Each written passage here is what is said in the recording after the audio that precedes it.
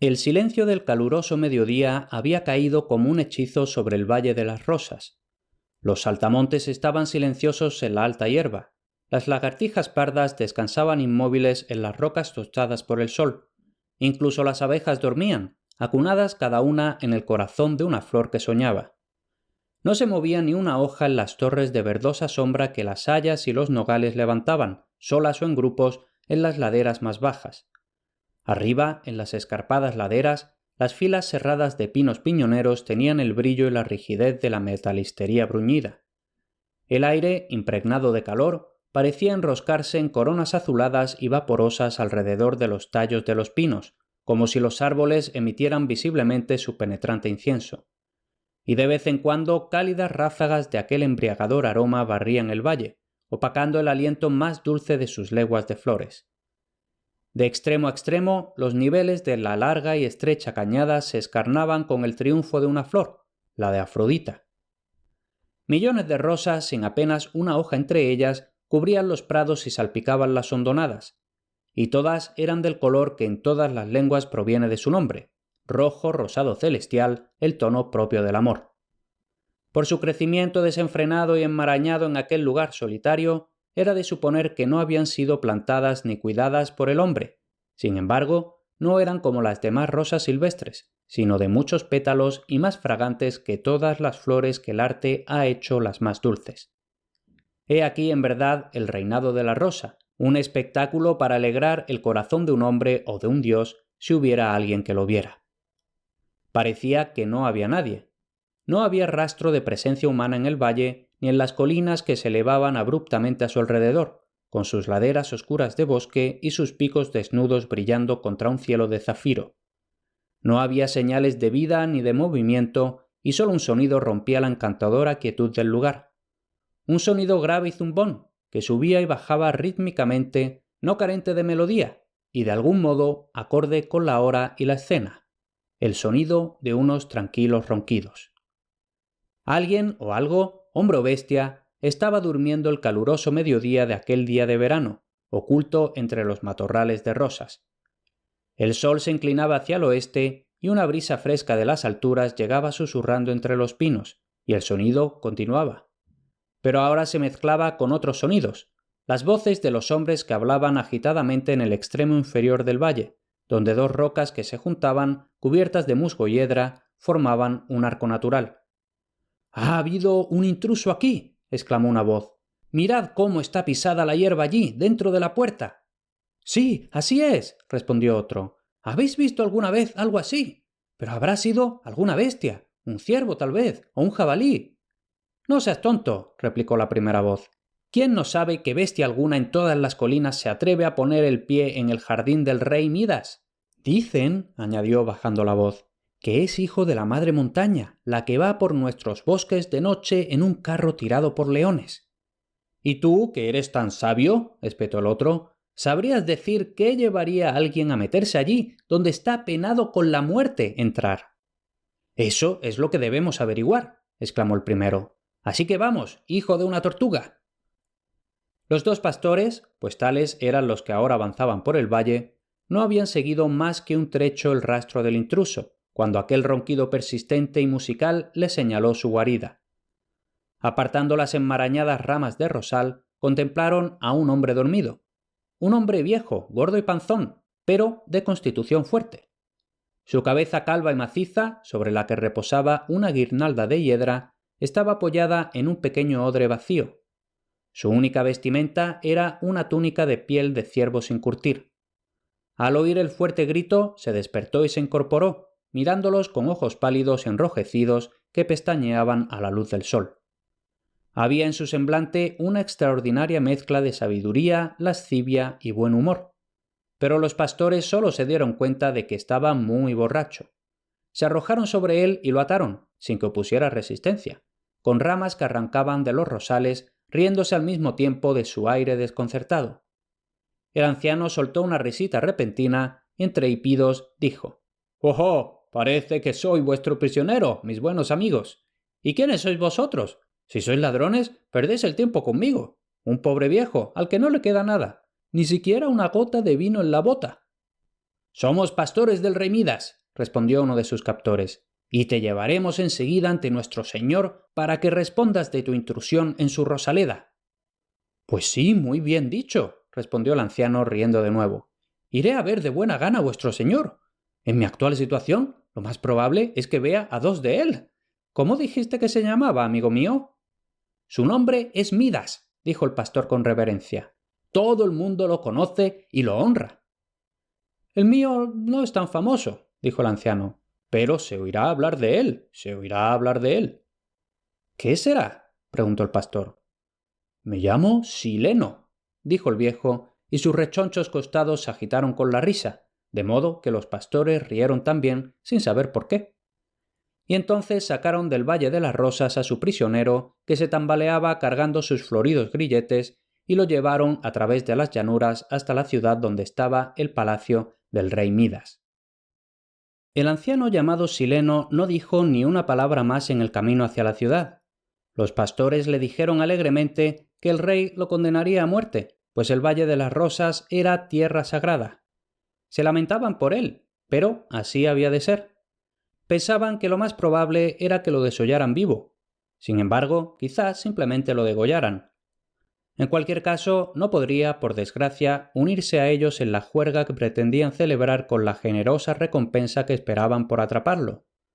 Pero el viejo avanzaba a buen paso, sin decir nada y riendo de vez en cuando en voz baja, por lo que pensaron que todavía estaba demasiado aturdido por la bebida para entenderles. Ya era de noche cuando lo llevaron a un gran salón, con pilares de mármol rosa y paredes pintadas en colores chillones con escenas de una cacería de leones. Montones de antorchas de madera de pino en soportes de bronce llenaban la sala con su resplandor y su olor resinoso. Aquí, en un diván de marfil, el rey Midas se deleitaba bebiendo vino de una copa de oro de 2 asas y escuchando la música de un flautista. Varios compañeros del rey se reclinaban en divanes cerca de él, bebiendo de copas de plata. Los coperos iban y venían sin hacer ruido. Detrás del diván real, una guardia de lanceros permanecía impasible. La gran y luminosa sala estaba tan silenciosa como el Valle de las Rosas, salvo por la melancólica música del flautista, un muchacho delgado y de ojos oscuros que estaba en cuclillas sobre una piel de leopardo en medio del suelo. Los pastores, arrodillados ante el rey, contaron su historia con humilde ansia y señalando constantemente al extraño ser que habían llevado hasta allí, el anciano gordo y semidesnudo que llevaba los brazos atados a los costados con sendas rosas marchitas. Mientras tanto, él permanecía paciente, pestañeando como un búho a la luz de las antorchas, igual que había pestañeado a la luz del sol, hasta que los despidieron con bastante brusquedad, pero, para su visible euforia, con un lingote de plata para cada uno. Entonces el rey se incorporó y miró al prisionero con el ceño fruncido, y el impasible guardaespaldas se movió ligeramente como si esperara una orden. Hubo una larga pausa. «¡Desatadle los brazos!», dijo bruscamente el rey, y cuando lo hizo preguntó: «¿Quién y qué eres?». «Un parrandero extraviado, Midas, tan solo un parrandero extraviado», respondió agradablemente el anciano con su voz ronca, y luego, mirando al rey con sus ojos extraños y claros, exclamó: «No me gusta tu actitud. No tienes una copa de vino para un viajero. Los aldeanos me han dado, y sin esperar a que se lo pidiera. Bueno, parece que debo servirme yo mismo». En ese momento se dirigió un poco inestable al diván más cercano al del rey, cogió una copa llena de vino de la mano de su asombrado ocupante, se sentó con pesadez a su lado y vació la copa de un trago. «Copero, escancia», dijo solemnemente, extendiendo la copa con el brazo extendido. Aunque se podían contar hasta 20, ninguno de los presentes habló ni se movió. Invitados, guardias y esclavos miraban atónitos a aquel increíble desconocido. De pronto, Midas se echó a reír. «¡Llénale la copa!», exclamó. «Y tú, Axio, hazle sitio a tu lado. Por Cibeles, este viejo está en lo cierto. Que no se diga que el rey de Frigia es menos hospitalario que los campesinos. Y a mí también me ha hecho reír con su descaro. Mi actitud». «Por suerte para ti, amigo», susurró el cortesano Axio mientras hacía sitio al nuevo invitado, «nuestro rey se toma tu comportamiento a broma. Si no, eras hombre muerto». El anciano llamado Sileno se recostó en los cojines bordados y bebió otro largo trago. «No estoy tan seguro de eso», murmuró. «Pero de una cosa no hay duda. Este es un vino espléndido». Y volvió a tender la copa para que se la llenaran. Al día siguiente, en la ciudad no se hablaba de otra cosa que del extraordinario anciano que había encantado al rey Midas en el salón de su palacio. Esa, exactamente, encantado, era la palabra utilizada por los testigos presenciales, esclavos de la casa real que habían llevado la historia al mercado por la mañana, y pocos de quienes los escuchaban podían dudar de que fuera la palabra correcta. Un pequeño grupo de ancianos de la ciudad, dados a discutir y a beber vino, afirmaron no ver nada de maravilloso en el asunto. El rey, decían, estando en una etapa etílica favorable, había tenido el capricho de admitir al achispado intruso en su fiesta, en lugar de matarlo. El aspecto y el comportamiento ridículos del viejo le habían salvado el pellejo, y este era el único encantamiento que había utilizado. No es de extrañar que el rey estuviera encantado. ¿Qué podía hacer uno sino reírse cuando el muy chiflado le cogía la copa al señor don Axio y casi se sentaba encima de él? Bueno, fue el vino el que dio coraje a su corazón y misericordia al del rey. Grandes eran las virtudes de la uva, así que todos bendijeron a Baco por su regalo y se pusieron en marcha hacia la taberna ahora que el mercado se estaba vaciando. En este punto, la conversación de estos próceres fue interrumpida por una persona seria y digna que había estado de pie cerca de ellos y en quien reconocieron al mayordomo mayor del rey.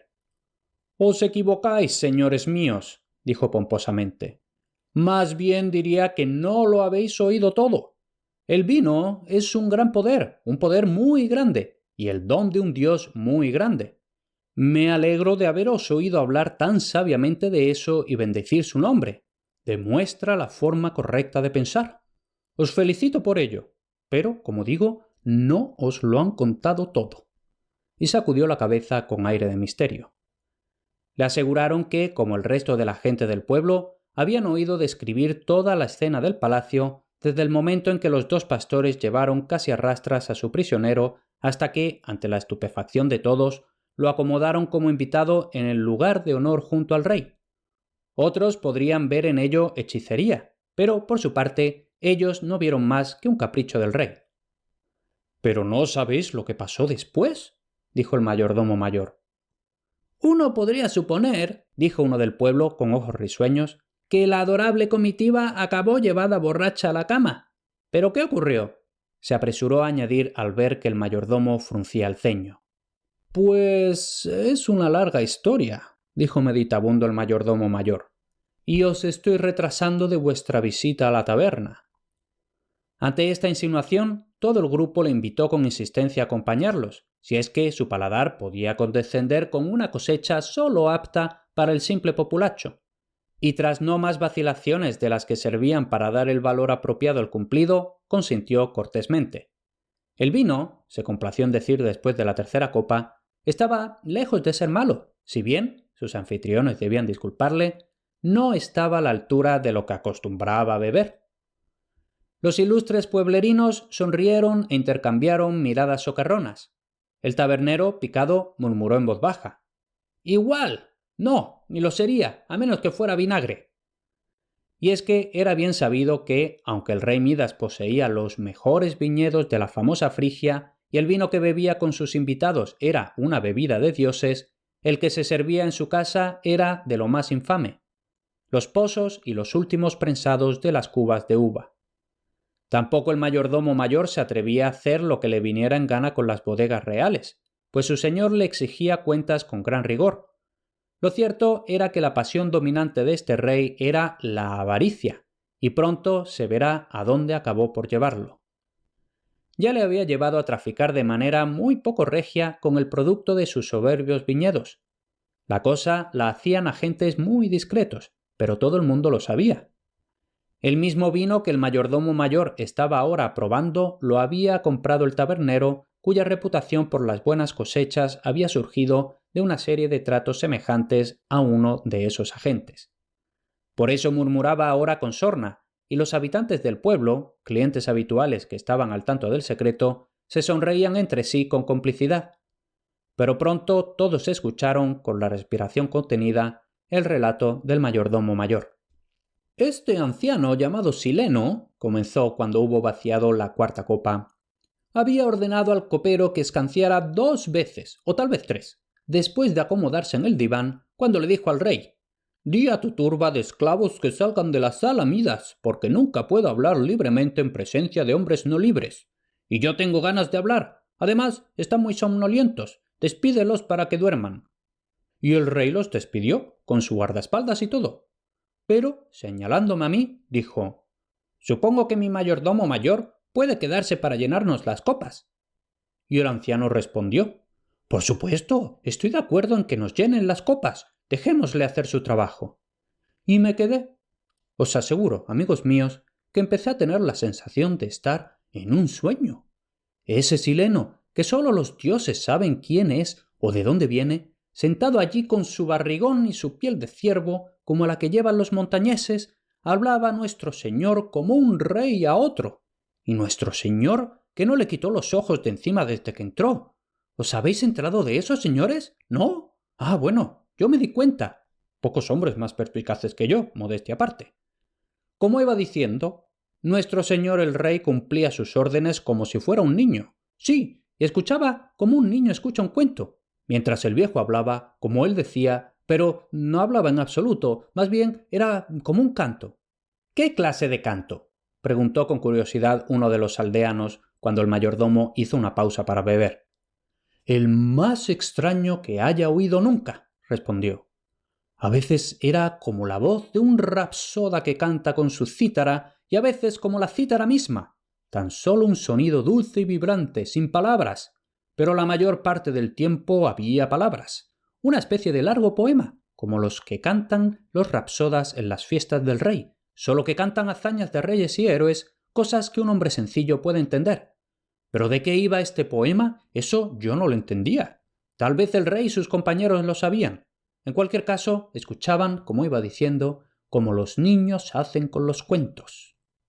Comenzaba, creo, con la forma en que se hizo el mundo, sobre un tiempo antes de que existiera el tiempo, cuando no había ni tierra, ni aire, ni fuego, ni agua, sino solo las semillas de ellos flotando en el espacio vacío, y cómo las semillas se organizaron de alguna manera en sus 4 clases y se convirtieron en 4 elementos, y la tierra y el mar y el cielo y todas las criaturas, desde los gusanos hasta los hombres, se formaron todos a partir de estos elementos.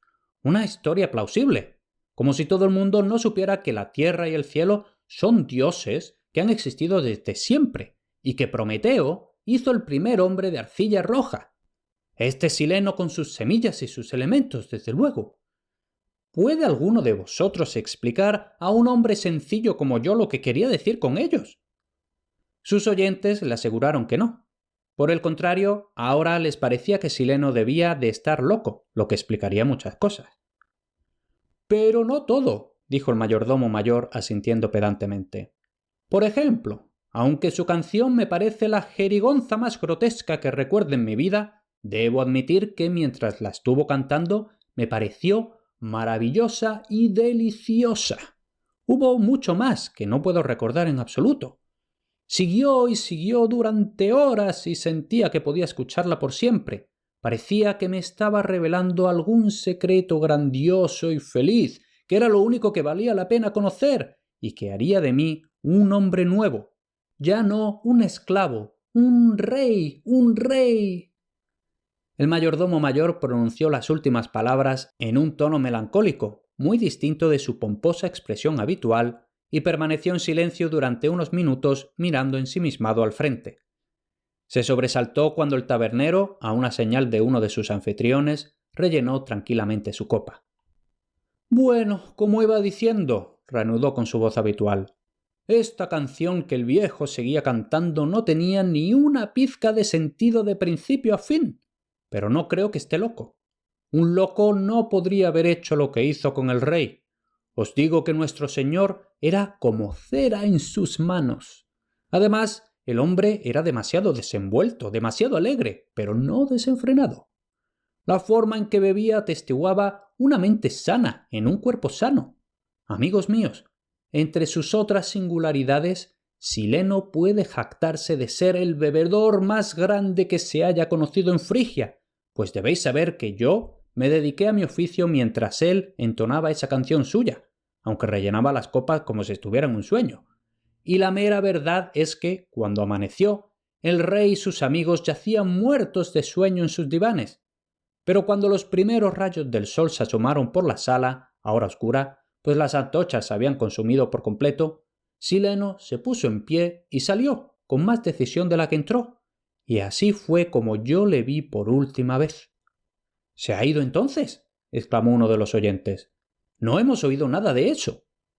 —Me atrevería a decir que no —dijo el mayordomo mayor—.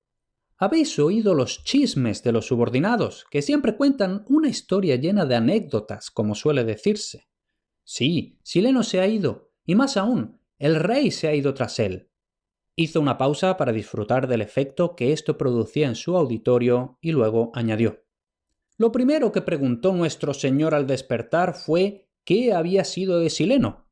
Registramos el palacio en vano y temimos por nuestros pellejos. Pero el rey no montó en cólera ni ordenó que lo buscaran. «Habrá vuelto al Valle de las Rosas», dijo de maravilloso buen humor, «y si la suerte me acompaña lo encontraré allí». Y ordenó que preparasen al instante su séquito de caza para perseguirlo por las colinas. Sí, nuestro señor ha salido de caza con redes y lanzas y gran séquito, según su costumbre, pero esta vez ni jabalí, ni ciervo, ni felino son su presa. No, dignos amigos. Ha sido encantado y ahora persigue a ese viejo achispado, abotargado y encantador llamado Sileno. Los cazadores y batidores del rey Midas habían recorrido todos los escondrijos y recovecos del Valle de las Rosas hasta que la larga y dorada tarde se hizo crepúsculo. Sin embargo, aquel a quien los pastores habían sorprendido el día anterior entre los matorrales de rosas no aparecía por ninguna parte. No podía ser allí, como imaginaba el rey, donde su extraño huésped se había retirado a pasar la borrachera de la noche anterior. Midas rara vez visitaba su Rosaleda, y no le importaba nada su belleza. Una vez al año hacía cosechar las flores y ganaba dinero con el fragante aceite que producían. En cuanto a la divinidad que rodeaba el lugar a los ojos de la gente de las colinas, no era para él más que un eficaz freno para intrusos y ladrones. Por supuesto, podía ser cierto que aquellas rosas sin par las hubiera plantado Cibeles, la gran diosa de la tierra. Sin duda era bueno que la gente lo creyera, y aún mejor que creyeran que él era hijo suyo con algún mortal desconocido. Y eso también podía ser cierto, por lo que él sabía. Y es que Midas no había heredado su trono, sino que había llegado a él desde una posición humilde, mediante intrigas y sobornos, como decían sus enemigos.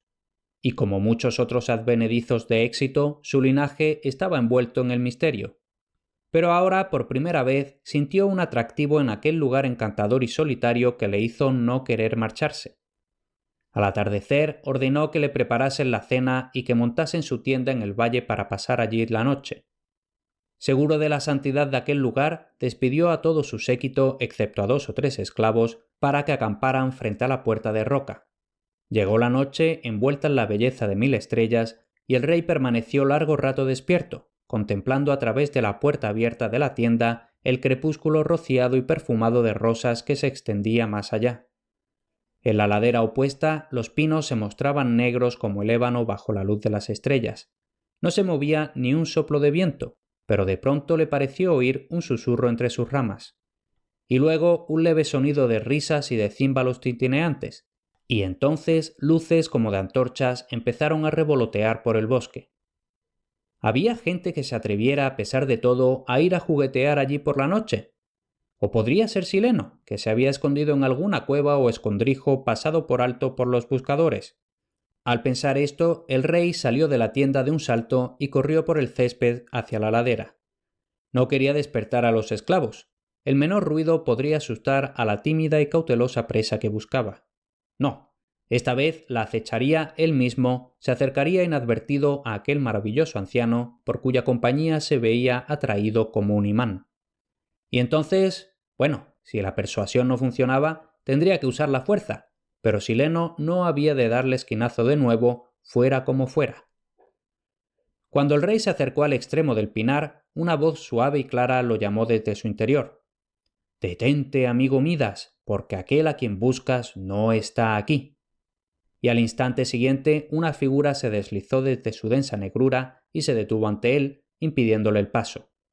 Y el rey, sorprendido, se quedó inmóvil, mirando boquiabierto a la aparición.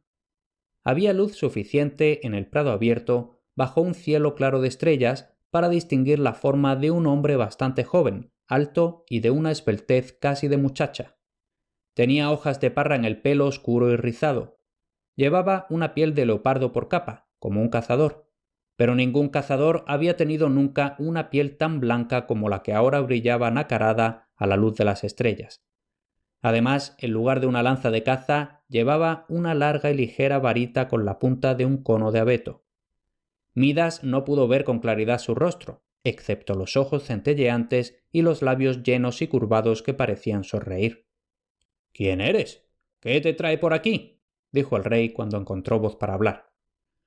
«Los hombres me llaman de muchas maneras», respondió el joven en tono suave, «pero vosotros, los de Frigia, me conocéis como Baco. En cuanto a lo que me trae aquí, he venido a agradecerte, Midas, tu hospitalidad para con un servidor mío, un tal Sileno». «¿Sileno, tu servidor? ¿Y tú que me hablas? ¿El mismísimo Baco?», exclamó el rey. «¿Qué misterio es este?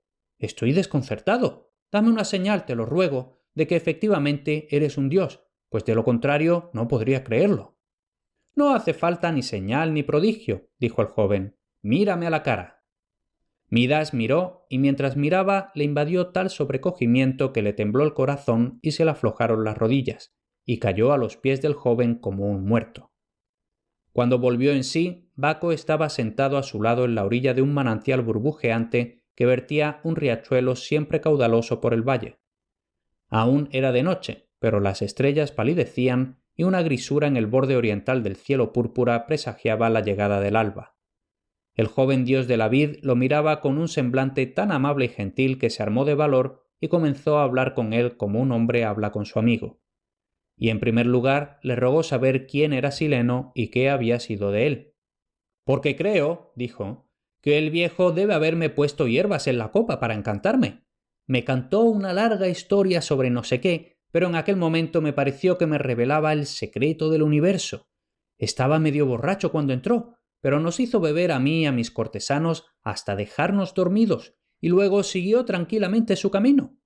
Vine aquí con mi séquito con la esperanza de atraparlo, pues la verdad es que ya no tendré placer en beber sin su compañía». «Sileno es sin duda el mejor compañero de viaje», dijo el joven dios. «Por lo demás, es un servidor mío, como ya te he dicho. Pero debes saber, Midas, que servirme es algo que se hace libremente. Si no fuera así, él no lo soportaría ni un solo día, y yo mismo no tendría más poder para retenerlo contra su voluntad que el que tú tienes, amigo mío». «Vaya, entonces es un dios», exclamó Midas, sobre quien de pronto se hizo la luz. «Tonto de mí por no haberlo imaginado.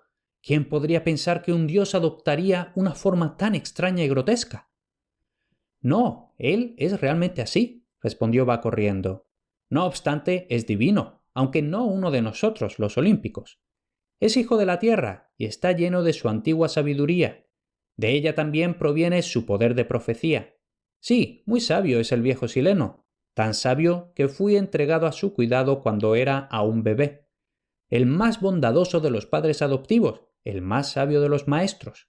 Por lo tanto, Midas, estoy dispuesto a recompensarte por mostrarle hospitalidad».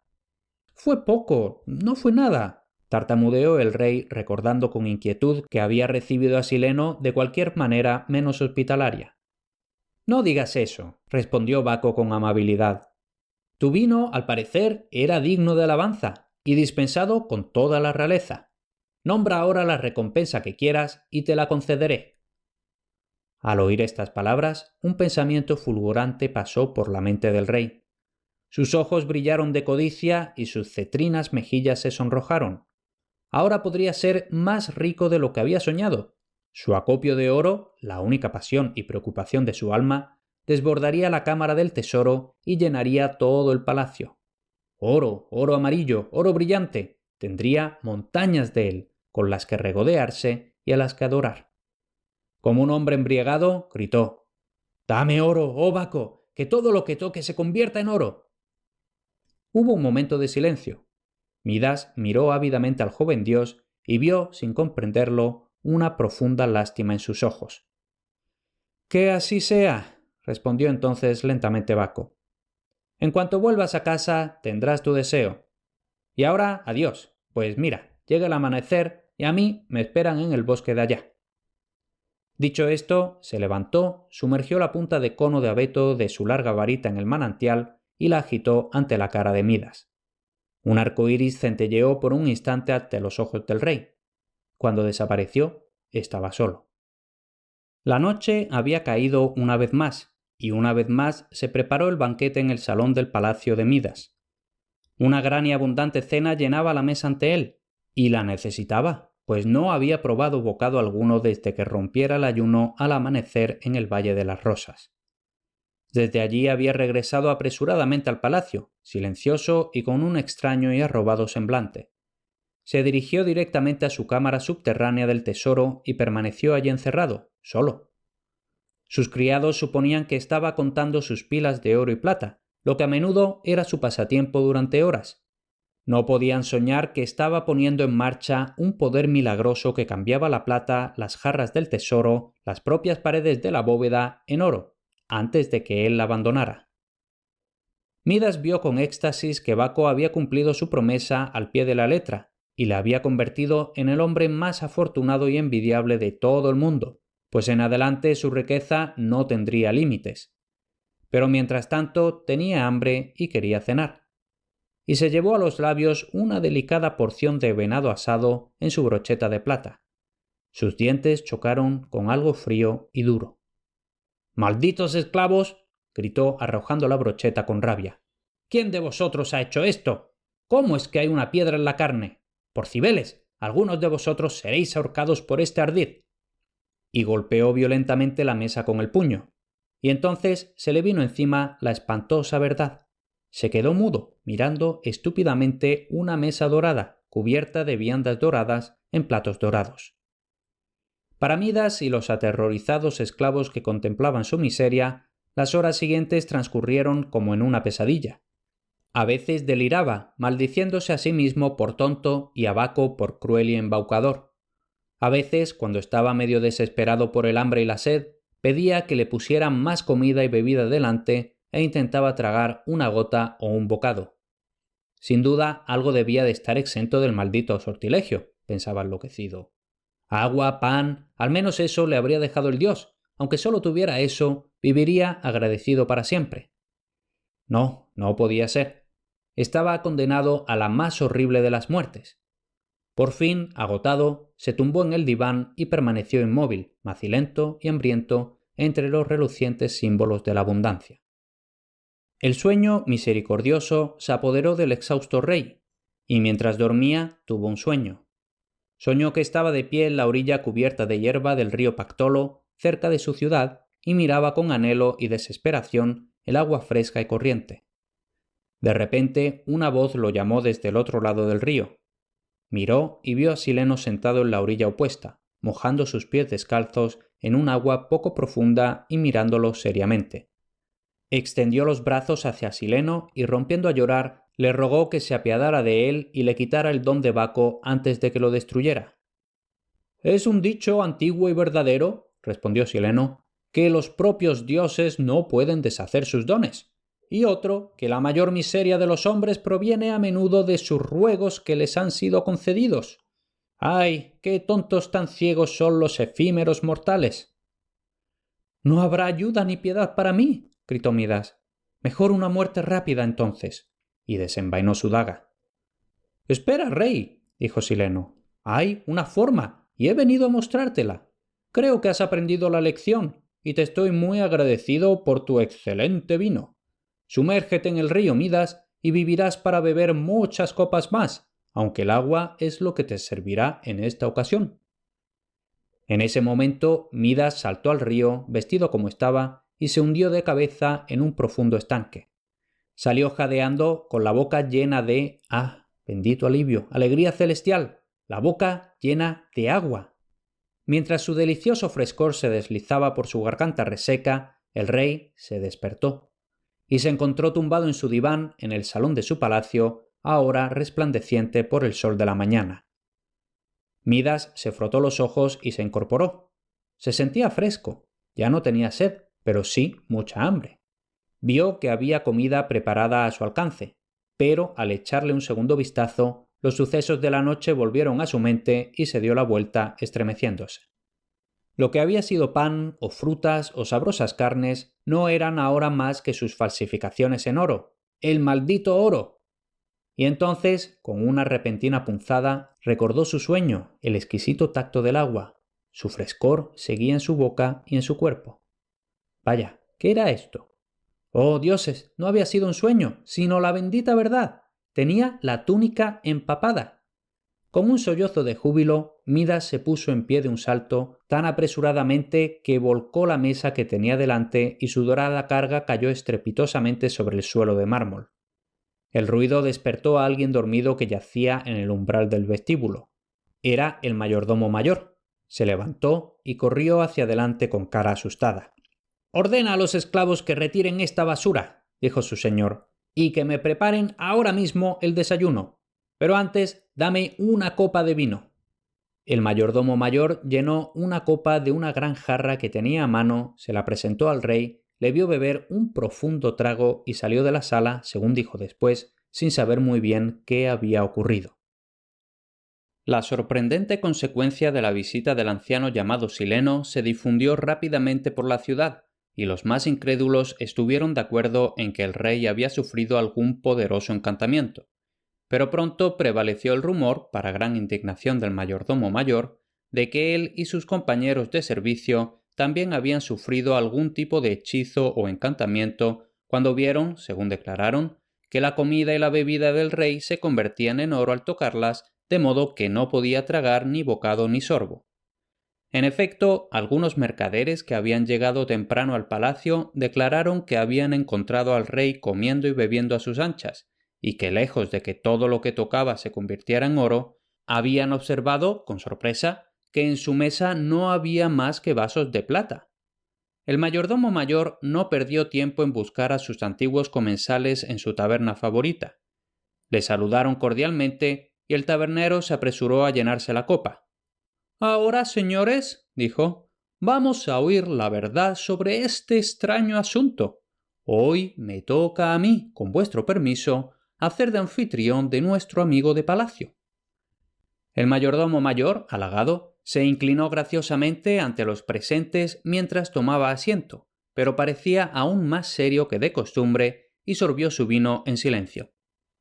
«Este tal Sileno del que hablas», comenzó a decir uno de los aldeanos, «es sin duda un gran mago, como los que cuentan los viajeros de las tierras orientales, que puede hechizar la visión de las multitudes y hacerles ver cosas que no son». «Ah, ahí vamos», dijo el mayordomo mayor malhumorado. «Sois todos tan maravillosamente sabios en esta ciudad que debéis encontrar una razón para todo. Los testigos oculares os hablan de un milagro y vosotros gritáis que no lo hubo, que fue un mero engaño de nuestros sentidos. No era oro verdadero lo que vio y ahogaba a nuestro señor. No, y esta tampoco es mi nariz. Pero venga, don Racional, por favor». «Para empezar», dijo un aldeano bastante religioso, «si lo que el rey tocaba se convertía realmente en oro, fue, como dices, un milagro. Pero los milagros solo los hacen los dioses. El gran Zeus, cuando se enamoró de la hija de un rey griego, hizo llover lluvia de oro sobre su lecho y él mismo descendió en esa lluvia. Y derramó nieve dorada sobre la isla de Rodas para recompensar a sus habitantes por ser los primeros de todos los hombres en ofrecer sacrificios a su hija recién nacida, Palas Atenea, lo que fue el principio de su famosa riqueza. Pero supongo que no nos dirás que ese viejo Sileno gordo y borracho es un dios. Quedamos, pues, en que es un mago». Tal vez», dijo el mayordomo mayor. «Pero si lo hubieras oído cantar como yo lo hice, habrías pensado que se parece más a un dios que a un hombre». «La cuestión es esta», dijo otro aldeano. «A vuestro modo de ver, el rey fue súbitamente dotado anoche de un poder milagroso. Hoy, según todos los testimonios, no tiene tal poder y es en todos los aspectos el mismo de siempre. ¿Qué podemos concluir sino que él y su casa se encontraban bajo algún encantamiento que ha desaparecido como lo hacen los encantamientos? Bien dicho, vecino, dijo un tercero. Pero podrías añadir otro punto. Todos conocemos la gran pasión del rey. Si hubiera tenido tal poder solo por un día, habría convertido en oro las piedras de su palacio en ese mismo instante. Muy cierto, dijo un cuarto aldeano. Pero lejos de eso, he oído que su vajilla de esta mañana era de simple plata. ¿Por qué, señor mayordomo? Si es cierto que de la noche a la mañana convirtió en oro puro la mesa, la vajilla, la cena y todo lo demás. Oro encantado, hijo mío, gorjeó un anciano del pueblo. Era oro encantado, como el que cuentan las viejas en sus cuentos. Se convierte en hojas marchitas cuando pasa el encantamiento. El mayordomo mayor lanzó un suspiro de impaciencia. Era inútil decirles a aquellos estúpidos pueblerinos que al rey le había entrado de repente una violenta aversión a la vista del oro en cualquiera de sus formas. No lo entenderían, y él mismo lo entendía solo vagamente. Imposible decirles su excelente razón para saber que las cosas que el rey había convertido en oro seguían siendo oro. Él, en su gran discreción, había despejado la sala de ellas con sus propias manos, y había visto rápidamente que su amo no deseaba oír hablar más de ello. Oro encantado y hojas marchitas, por los dioses. El gran cofre cerrado que guardaba sus posesiones privadas contaba otra historia, pero no se atrevió a insinuarlo. Permaneció un rato en silencio. Amigos míos, dijo al fin, hablo como un hombre sencillo que no profesa desentrañar misterios. Pero en mi pobre opinión, el extraño que se hacía llamar Sileno no es ninguno de vuestros magos y hechiceros orientales. Creed o no, como queráis, que el asunto de anoche fue obra suya. Podría demostrar que el oro era oro verdadero, pero no debo hacerlo. Pero hacedme caso, la magia de Sileno no solo cambia las cosas, sino que cambia el corazón de los hombres. Y eso se verá, fijaos, en nuestro señor el rey. Y antes de que nadie pudiera preguntarle nada más, el mayordomo mayor se levantó y se marchó. A partir de entonces se observó un cambio muy singular en el temperamento y las costumbres del rey Midas, que causó gran satisfacción a sus súbditos. De ser el más avaro y codicioso de los gobernantes, de repente se volvió indiferente a las riquezas y generoso hasta el punto de la prodigalidad. Se decía además que su amor por el oro, que había sido proverbial, se había convertido en tal aversión que no podía soportar la sola visión de ese metal. Esto apenas podía creerse en la ciudad, hasta que se hizo un sorprendente descubrimiento, pocos meses después de la memorable llegada de Sileno. Durante las lluvias de finales de otoño, el río Pactolo se desbordó y cuando la crecida bajó se vio que el cieno que las cubría brillaba con granos de oro. Los pescadores dragaron entonces el río y encontraron su lecho lleno de arena dorada.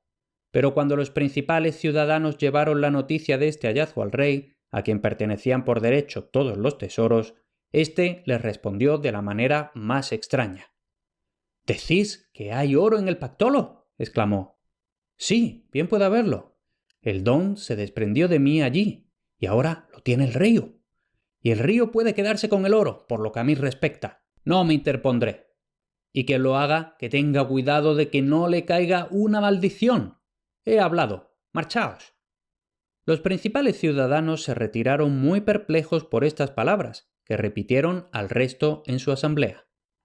Nadie pudo comprender lo que quería decir el rey, pero todos estuvieron de acuerdo en que sería más seguro no tocar el tesoro del río.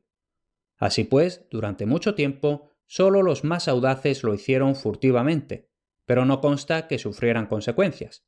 Cuentan las leyendas que, durante siglos, el Pactolo tenía un cauce de arenas doradas hasta el gran río Hermo, en el que desembocaba. Otro cambio que se observó en Midas cuando volvió la primavera fue que se deleitaba frecuentando la región de las colinas, y especialmente el Valle de las Rosas, donde pasaba días y noches enteros atendido solo por unos pocos esclavos de confianza. Ni siquiera a estos se les permitía seguirle más allá de la entrada del valle. El mayordomo mayor, que para su orgullo se había convertido en el asistente personal favorito del rey y le hacía las veces de barbero, tenía sus propias opiniones al respecto. Como era un chismoso empedernido, no podía guardárselas para sí. «Tengo una intuición», decía a sus compañeros, «de por qué nuestro señor el rey elige estar en privado en esta cañada. Nunca ha olvidado a Sileno. A decir verdad, más de una vez se ha dignado hablarme de él, y creo que mi gran favor actual se debe en parte a que hice de copero la noche que bebieron juntos. ¿Y si se encuentran a veces en aquel jardín? Tengo el presentimiento de que es así, y me gustaría poder oírlos, porque os digo que el discurso de ese viejo, si es que es un hombre, haría caer al pájaro de la rama, como dice el refrán». El narrador de esta historia desconoce si Midas volvió a encontrarse con Sileno, pero le esperaba otra aventura aún más extraña, como podrá comprobarse. Una víspera de verano, mientras paseaba por los pinares del valle, llegó al borde de un claro donde estaba sentado un grupo de personas, que, según percibió al instante, no eran mortales. Aquella comitiva de hermosas muchachas tan altas y esbeltas, con sus túnicas verdes y sus guirnaldas de flores silvestres, sabía que debían de ser ninfas de los bosques y las montañas. Formaban un semicírculo y al otro lado había una banda de sátiros lanudos con patas de cabra. Y aquella gran figura sentada en el centro sobre un tronco caído, también con patas de cabra, pero con un cuerpo magníficamente moldeado y un semblante en el que se mezclaban extrañamente la alegría y la melancolía, era el mismísimo dios Pan. Llevaba en la mano una flauta de juncos, a su lado un cayado de pastor. Sus ojos, grandes y apacibles, se volvían hacia un joven rubio que estaba un poco apartado, apoyado en el tronco de un pino y con una lira en la mano. Midas había visto todo eso cuando él mismo fue visto. El joven de la lira se adelantó y, señalando con el brazo extendido, exclamó: «¿Quién es ese hombre de ahí que se atreve a espiarnos?».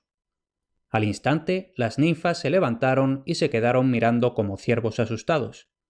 Los sátiros se pusieron en pie de un salto y se abalanzaron sobre Midas con gritos de rabia. Pero la profunda voz de Pan les ordenó que se detuvieran. «Deteneos, hijos míos», dijo riendo. «Dejad en paz a ese hombre, pues es amigo de un amigo nuestro. Ven junto a mí, rey Midas, y no temas. Te damos la bienvenida en nombre de Sileno. Y por cierto, Apolo, aquí acaba de aparecer un árbitro imparcial». «Como quieras», respondió él con la lira, «aunque me parece que tus ninfas y sátiros son mejores jueces de nuestra música que un simple mortal». «No, están sesgados», dijo Pan alegremente, «y los sátiros van a preferir la flauta, igual que tus musas van a preferir la lira». «Estamos en Frigia», dijo Apolo, «el hogar de la flauta. Los griegos, mi propio pueblo, honran la lira como se merece, pero este bárbaro no puede saber nada de ella». «Mejor, mejor, oh tañedor de la lira», replicó Pan. «Tendrás más crédito por tu victoria. ¿Acaso no fue un triunfo mayor para Orfeo domar a las bestias del bosque con su lira que arrancar férreas lágrimas de las mejillas de Plutón? En verdad lo creo, y deja que te diga que cuando estoy entre esos griegos que son mi pueblo, los mismos pastores de Arcadia, siento más alegría al canalizar lo invisible para su deleite que la que tú puedes sentir cuando tu lira encanta a toda la camarilla del cielo». «Hablas como un hijo de la tierra», respondió Apolo con desdén. «Pero yo soy uno de los olímpicos, los habitantes del cielo. Tus costumbres no son como las nuestras, ni tu pensamiento como el nuestro. ¿Qué sabrás tú de nuestras alegrías?» «Y aun así, morador del cielo», dijo Pan, y ahora su voz era música solemne, «tú y yo y todos los inmortales y toda la raza de los hombres somos de una misma familia. Los dioses en su poder, los hombres en su nada, proceden por igual de una madre, la Santa Madre Tierra. ¿Quién lo sabe mejor que tú, sabio señor de Delfos, que posees el lugar secreto de su oráculo? No desprecies, pues, al hogareño dios pastor». «No», dijo Apolo sonriendo, «lejos de mí, conozco demasiado bien sus poderes, y yo mismo he hecho de pastor en Tesalia». «Sí», dijo Pan sonriendo también, «y los rebaños de Admeto prosperaron tanto bajo tu cuidado que te consideró el mejor de los pastores. Pero volvamos a esta competición. A ti te corresponde empezar, ya que eres el que propone el reto. Y tú, Midas, escucha bien a ambos, pues tú juzgarás entre nosotros». Entonces Apolo, situándose en medio del claro, pulsó con una pluma de oro un gran acorde preliminar en su lira de oro de 7 cuerdas y empezó a tocar. Los rayos del sol poniente daban gloria a su hermosa cabeza. Su larga túnica blanca, como la que llevan los músicos, ondeaba un poco con la brisa del atardecer. Y mientras tocaba, no solo Midas, sino también Pan y su comitiva del bosque, escuchaban embelesados. La lira temblaba como un ser vivo bajo el influjo del dios, que parecía extraer de ella la voz de un alma en éxtasis. La dicha divina, la paz divina, habitaban en aquella canción sin letra. Elevaba a los oyentes a otro mundo, sereno e inmutable, del que habían huido el dolor y los suspiros. Y entonces la propia voz del dios se mezclaba con la armonía apaciguadora y amable. Cantó a Zeus, padre y rey de los olímpicos, con quien comenzó el reino de la ley en la tierra y en el cielo, cuya sabiduría ordena dulcemente el curso de todas las cosas. Y luego del poder divino de la música, que es uno con el orden y une el tejido del universo.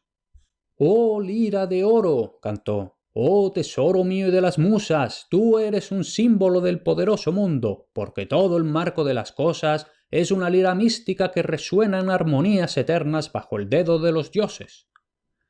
Cuando Apolo se detuvo, los últimos rayos del atardecer se desvanecieron y el bosque quedó envuelto en un crepúsculo púrpura. Midas solo podía ver su túnica blanca brillando en el crepúsculo y más allá de él un círculo de formas sombrías. Hubo un gran silencio durante lo que le pareció un largo rato. Tenía miedo de hablar, pero pensó: «Esta es la gloriosa música que los dioses escuchan en el cielo en las fiestas del rey Zeus. No puede haber nada que la iguale. Mi veredicto será para Apolo».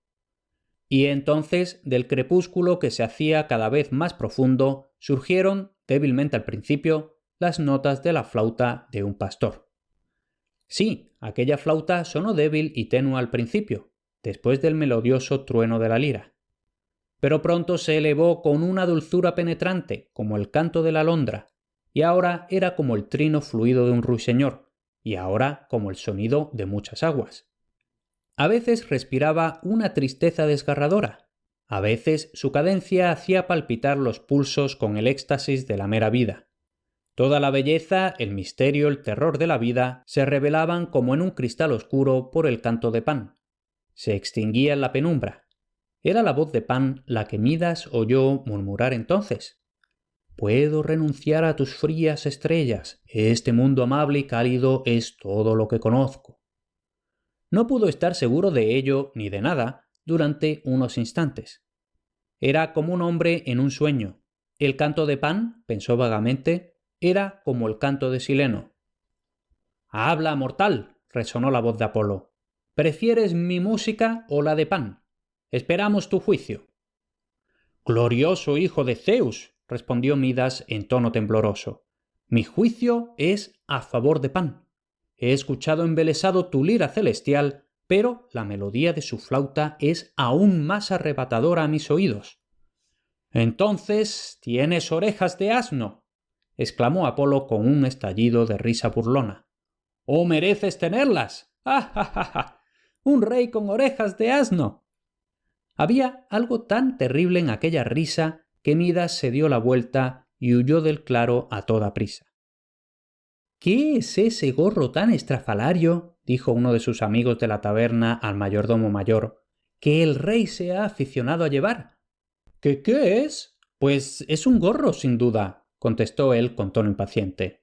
«Otros hombres llevan gorro también, creo. ¿No puede el rey llevar uno sin que comiencen a menearse todas las lenguas ociosas de la ciudad?» «No, no te ofendas, buen señor», dijo riendo el aldeano. «Pero cuando lleva uno de un tipo nunca visto en este país, es suficiente para dar que hablar a la gente. Sobre todo», añadió el tabernero, «porque se dice que lo lleva día y noche. Cuando lo oí, dije a estos honrados caballeros: el digno mayordomo mayor es el hombre que debe aclararnos este acertijo». «¿Acertijo? Os digo que no hay nada que aclarar», gritó irritado el mayordomo mayor. «Aquí hay mucho alboroto por un gorrillo. Por la forma en que habláis, cualquiera diría que el rey tiene el gorro de las tinieblas, como Perseo en el viejo cuento. Me atrevería a decir que nunca habéis visto ese gorro por el que tanto alborotáis.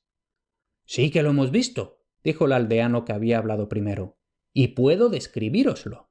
Es un gorro alto de fieltro suave que se estrecha hacia arriba en una visera que se curva un poco hacia adelante, se ajusta a la cabeza y cubre completamente las orejas. El mayordomo mayor se revolvió en su asiento. Bueno, espetó, ¿qué tiene eso de maravilloso? Al rey le ha apetecido inventar una nueva forma para su gorro, y yo digo que es una forma bonita y conveniente de llevar en cualquier estación del año.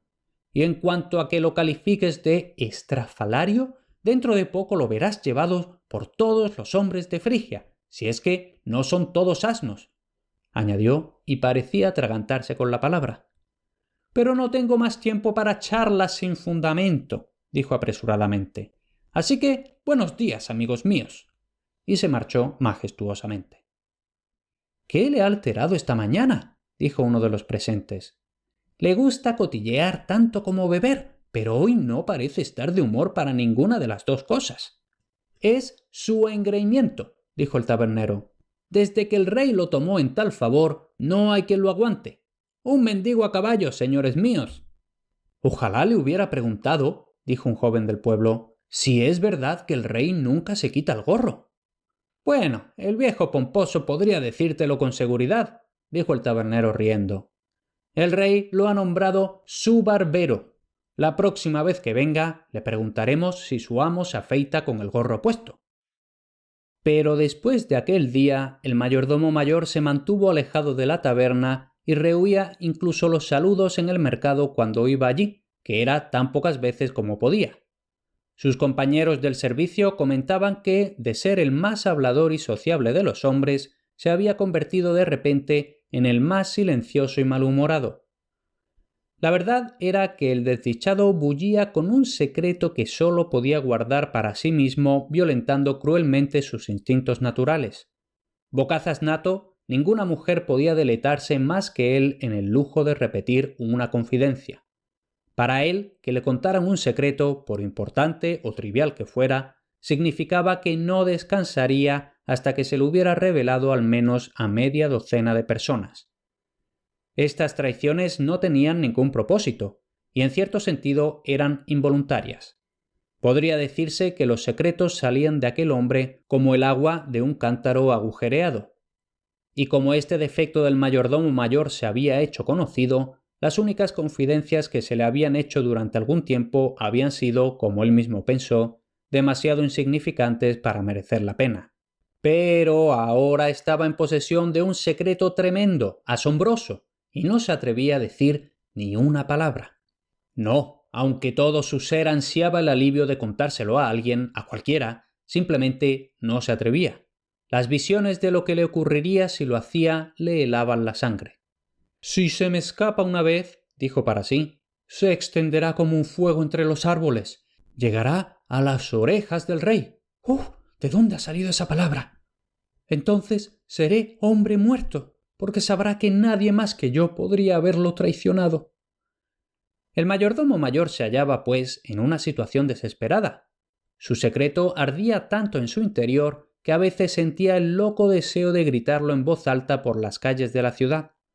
Le obsesionaba. Empezaba a sentirse agobiado.